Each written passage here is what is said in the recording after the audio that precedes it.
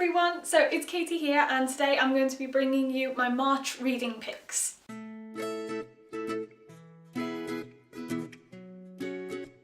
So there have been two books that have really stood out for me this month and I'm going to share them with you now.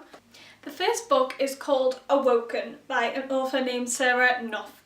I think I've pronounced the name right, I am super sorry if I haven't. And this book is the first in a trilogy called the Lucidite series. And Sarah has actually released all 3 books at the same time.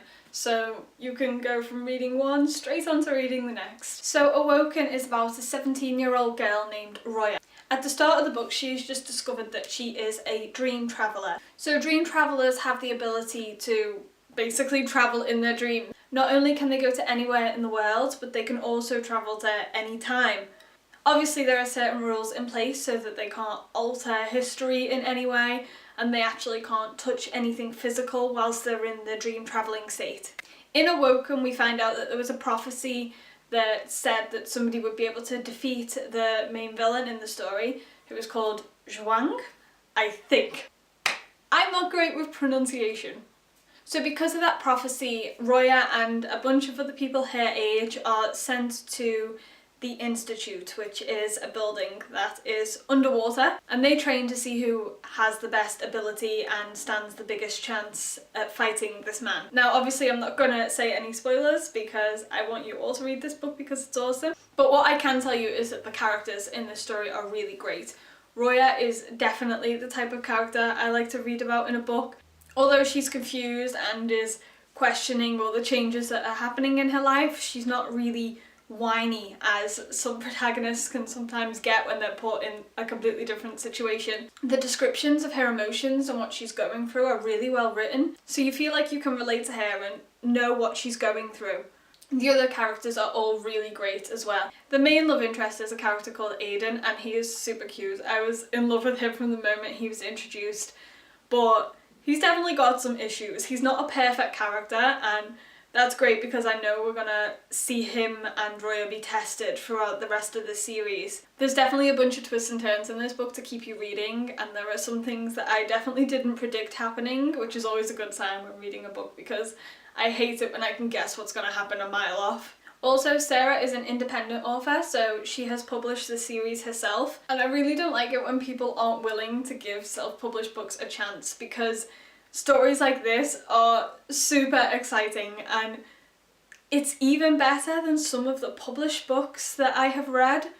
So you definitely shouldn't be ignoring the work of self-published authors because this series has such great potential, and I have the second book and I can't wait to start reading it.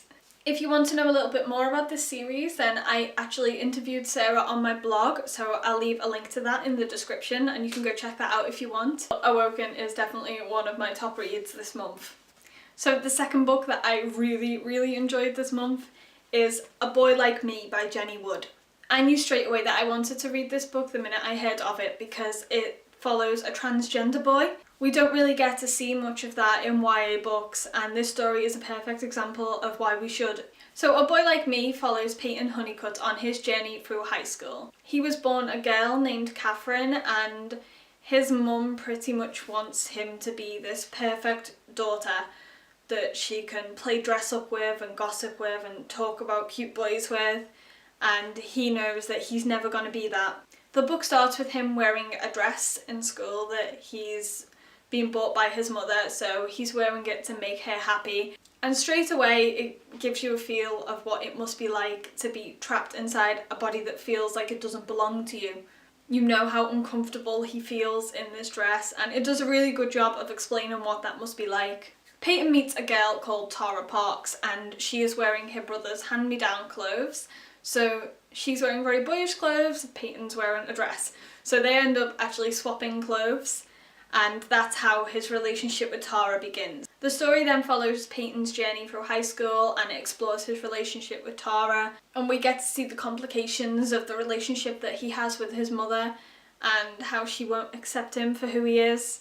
It's a really interesting story full of a wide variety of characters. There are some characters that are just super nice and accept him completely the way he is, and then there is the other side where it shows characters that really aren't as nice. it really shows how cruel the world can be to people who are going through Peyton's situation. There are some books in YA that when they deal with issues like this, or like sexuality and racism and stuff like that, they deal with it in a way where it feels like they've given you a leaflet with a bunch of information about that issue on.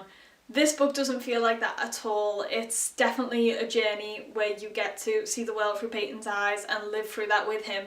It really is an emotional reading experience, and I am not ashamed to admit I did cry whilst reading this book.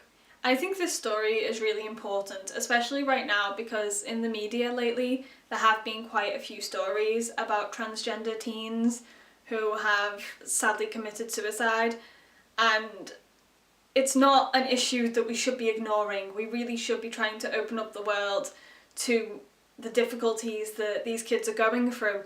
And I think books like this are great for people that are in similar situations to Peyton, to know that they're not alone, and to know that there are people who will understand what they're going through. They might be harder to find, but there are people out there. I would definitely recommend this book to everyone so that you can experience Peyton's journey as well.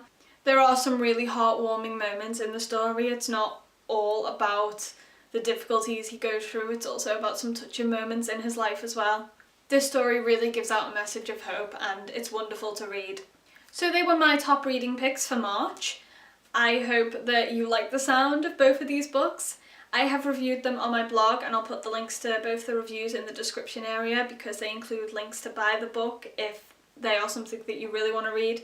Please do let me know in the comments if you do decide to read either of these books and tell me your thoughts about them. And I'd also love to know what books you've been reading throughout March. What have you really loved this month?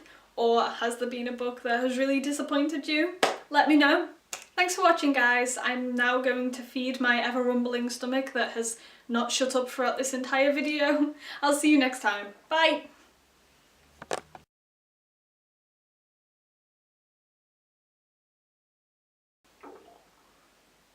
I apologise for the noises my stomach keeps making. I don't know whether you can pick it up on the camera, but it's making noises.